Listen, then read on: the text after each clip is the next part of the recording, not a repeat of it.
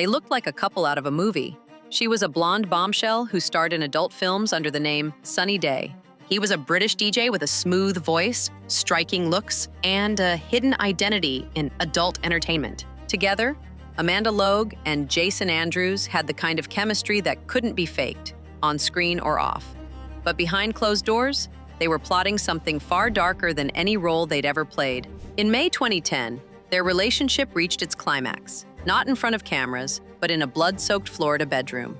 That's where Dennis "Scooter" Abrahamson, a 41-year-old tattoo shop owner, was found dead from a brutal assault with a sledgehammer. He'd invited Amanda over for sex. What he didn't know was that she and Jason had already decided he wouldn't leave the room alive. The attack was violent, but what came next was even more disturbing.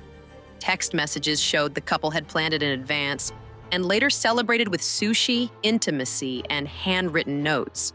Amanda texted Jason just hours after the killing. "I'm so glad you're mine." He replied, "I'm so glad you're my baby." It was a fantasy turned horror story that left police, prosecutors, and the public stunned. How did two adult entertainers become cold-blooded killers? Was Amanda a manipulative femme fatale or Jason's pawn? And why did they seem to take pleasure in the aftermath rather than show fear or remorse? This is the story of lust, lies, and a crime so calculated it felt like a performance. Before being named as prime suspects, Amanda Logue and Jason Andrews led double lives, not just in their careers, but in how they presented themselves to the world. Amanda Logue was born and raised in Florida. To outsiders, she looked like a typical young mom trying to make ends meet. But in the adult industry, she went by the name Sunny Day, working in explicit content and private services. Her performances leaned into the image of the girl next door, but her real life was far more chaotic. Amanda had a young daughter, a string of failed relationships, and a reputation for pushing limits, both on and off set. Jason Andrews, meanwhile, had a more polished image, at least at first glance. Originally from the UK, he had a suave British accent, a confident onstage presence, and a career as a house music DJ. Like Amanda, he had a hidden life. Under the name Addison, he appeared in content made for a male audience. On stage, he was a popular DJ playing packed clubs. Off stage, a very different persona emerged. In private, he was dating Amanda and living in a fantasy world that blurred reality and performance. The two met while filming together for an adult production company and quickly became inseparable. But their connection went beyond attraction. They were obsessive, passionate, consumed by each other. Friends and coworkers would later describe their relationship as intense and unbalanced. Amanda was drawn to Jason's charm, and Jason seemed to revel in their shared secrets. But what started as a steamy affair soon turned dark. The couple began engaging in riskier behavior: drugs, theft, and whispered conversations about getting rich fast. By the spring of 2010, they had a plan, and it didn't involve acting. Dennis "Scooter" Abrahamson wasn't a celebrity, but in the Tampa Bay area, he was well known. A 41-year-old tattoo shop owner, Dennis had built a reputation for being generous, flashy, and always up for a good time. He ran a successful business and frequently threw wild parties at his home in Newport Richey, Florida. The kind of parties where guests came and went at all hours, music blared through the walls, and people often left with stories they couldn't tell in public. Dennis also had a habit of hiring escorts. He wasn't shy about it, and in some circles, it was practically expected. So when he booked Amanda Logue for a private session on May 15, 2010, no one thought much of it. Amanda had worked with him before. She'd attended one of his parties just weeks earlier, reportedly receiving over $900 for private companionship that night. For Dennis, booking Amanda again seemed like another casual encounter. But this time, she wasn't coming alone. Behind the scenes, Amanda and Jason had been texting obsessively. They talked about how easy it would be to rob Dennis. He was wealthy, he paid in cash, and he was too trusting. In one text, Jason called him the Mark. In another, Amanda wrote, "I'm so glad we're in this together." They even joked about what they'd do with the money afterward. A shopping spree, a romantic getaway, a new life. When Amanda arrived at Dennis's house that night, everything looked normal. She set the mood. She played the part. But Jason Andrews was waiting nearby, ready to turn the fantasy into a nightmare. Inside Dennis Abrahamson's Florida home, everything appeared routine at first. Amanda Logue played her part flawlessly. She was warm, flirtatious, and made Dennis feel like the night was going exactly as planned. He was blindfolded, vulnerable, and unaware that he was walking into a trap. While Amanda distracted him, Jason Andrews entered the home. Armed with a sledgehammer and driven by a twisted mixture of adrenaline, greed, and obsession, he crept into the bedroom. Then, in a brutal and frenzied attack, Jason bludgeoned Dennis to death. The blows were forceful, repeated, and savage. Blood soaked the room. Amanda didn't stop him. In fact, the evidence suggests this was exactly what they had planned: seduction, followed by execution. The autopsy later revealed Dennis was hit at least 22 times in the head and face. He died in his own bed, trusting the woman he'd paid for intimacy, never realizing she'd brought a killer with her. After it happened, the couple didn't panic. They didn't run. Instead, they looted the house. They stole credit cards, cash, and electronics. Amanda even took Dennis's phone. Then they left, as if nothing had happened. What made this story even more disturbing wasn't just the violence, it was their behavior in the hours that followed. They didn't go into hiding. They didn't express regret. Instead, they celebrated. Most people would struggle with the emotional weight of committing such a crime. But Amanda Logue and Jason Andrews weren't most people.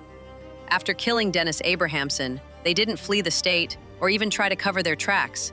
Instead, they acted like they were in love and on vacation. Within hours, the couple went shopping, using stolen cards to buy clothes, expensive meals, and sushi. Amanda later admitted they were physically intimate not long afterward, a grotesque way to mark what had happened. But what truly stunned authorities was the trail of text messages they left behind. The messages were flirty, romantic, and completely remorseless. "I'm so glad you're mine," Amanda wrote. "I'm so glad you're my baby," Jason replied. They laughed about the money they stole. They fantasized about their future.